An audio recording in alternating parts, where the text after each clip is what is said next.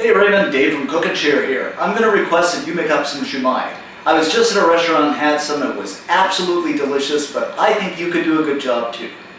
Hello and welcome to The Art of Cooking. As a request from a fellow YouTuber, today we're going to make the Cantonese version of siu mai, aka pork, shrimp, and mushroom dumplings.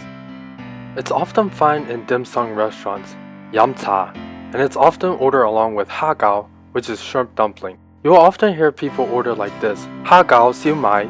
Here are a few characteristics of siu mai. The filling should be tightly packed, so when you bite into it, it should be al dente. In Cantonese, it's dang nga. The shrimp should have a crunchy and firm texture to it. Lastly, there should be full of savory flavors bursting in your mouth after each bite. So let's get started. Soak 3 to 4 pieces of shiitake mushrooms overnight in water. You can also soak it in hot water for about half an hour to an hour. Next, devein fresh shrimp using a toothpick. Make sure the shrimp is really fresh. Here is 12 ounce or 340 grams of 40 to 50 count shrimp. Add in 3/4 teaspoon of salt, 3 teaspoons of cornstarch or potato starch, it doesn't matter, 2 teaspoons of water, and mix. Let it sit for 10 to 15 minutes. This will make the shrimp crunchy in texture.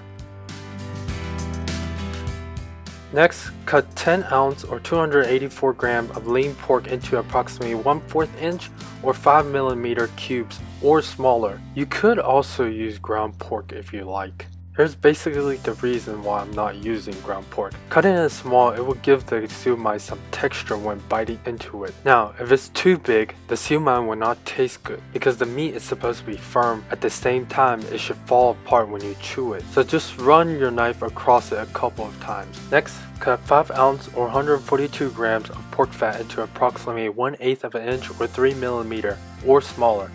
The fat will moisten the siu mai during the steaming process to prevent it from drying out. Again, if it's too big, run your knife over it several times to cut it into smaller pieces. Next, wash, rinse, and set the shrimp aside. This is the basic technique for getting the shrimp firm and crunchy in texture.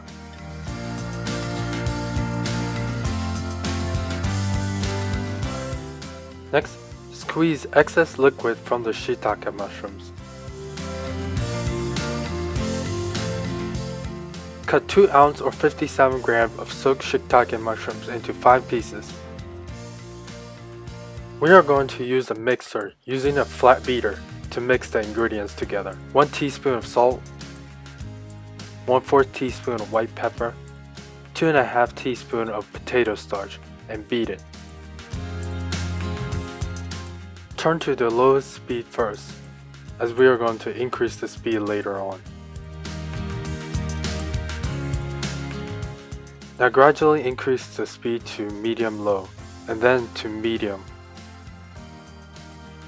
Beat the pork until it sticks to the side of the bowl and the beater. As you can see, bits of pieces of pork on the side of the bowl. The reason for doing this way is to make the meat sticky, but also making it firm when it's steamed. This will also further reduce the size of the pork, but we will still have some bits of pork pieces to bite on. Next, add in the 12 ounce or 340 grams of shrimp. Again, start out low speed, then gradually increase the speed to medium. The shrimp will break apart during the mixing process. Some of the shrimp and the pork parts will form into paste, while others will retain its form. Beat the mixture until the shrimp are incorporated into the meat. You should also see that the shrimp are broken into smaller pieces by now. You should also notice by now that the mixture is very sticky. Now add in 2 ounce or 57 grams of chopped shiitake mushrooms, 3 teaspoons of sugar, ½ teaspoon of chicken powder, 1 tablespoon of soy sauce, and continue to mix until the ingredients are incorporated.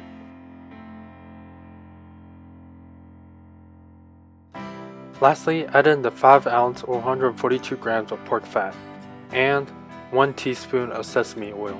Use low to medium-low speed to combine all the ingredients together. If you add in the fat and the oil in the early stage of mixing, The lean pork and the fat and oil will not bind together easily. Essentially, the lean pork will not form a sticky-like paste if you add in the fat and the oil in the early stages of mixing. You should see all the ingredients are sticking to each other by now. This is what gives it that characteristics of the al dente feature. In Cantonese, it's called dang nga. So it's time to wrap. Make sure to use thin wonton wrappers or dumpling wrappers if you can't find any wonton wrappers. First, place the filling in the middle.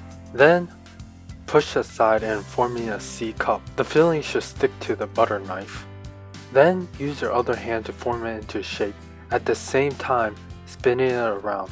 You should also push the filling downward with your butter knife to pack it firmly and tightly. The top should be flat while the side on the bottom should be slightly thicker than the top. Also, each siu mai should be about roughly the same height.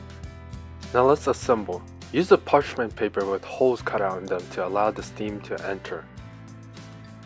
If you don't have parchment paper, just use cabbage leaf or napa leaf. Decorate each siu mai with crab roll, fish roll, or carrot. A pea may be used as well. Any decoration is fine, as long as it looks enticing. That's all that matters. In a pot or wok, bring water to a boil. Steam for about 9 to 10 minutes. Since my siu mai is a little bit bigger, it will need 10 to 11 minutes. Smaller siu mai will need about 9 minutes. As I mentioned before, the shrimp should be bouncing and dancing in your mouth along with the pork. In fact, they should be making out together. And if you throw in the pork fat, oh yeah, now we're talking about threesome. Way better than twosome. Hey, at least the shrimp is being unshellfish right now. Usually they are shellfish, but once you take their clothes off, shell off, they turn into a completely different animal, especially when you treat them right. So today's request was by Dave from the Cook and Share. Now if you've never heard of his channel, he makes all different types of cuisines shared by viewers like yourself, and his videos have similar layout as mine, which is awesome because it makes it easier for you guys to learn and cook. So please check out his channel by clicking on this screen, and this screen shall teleport you over there. Finally, please visit my website, and there you can vote on the next video recipe, and you can also print it out as well. As always, please like, fave, subscribe, share, and leave a comment below. Thank you for watching. I hope you enjoyed this tutorial.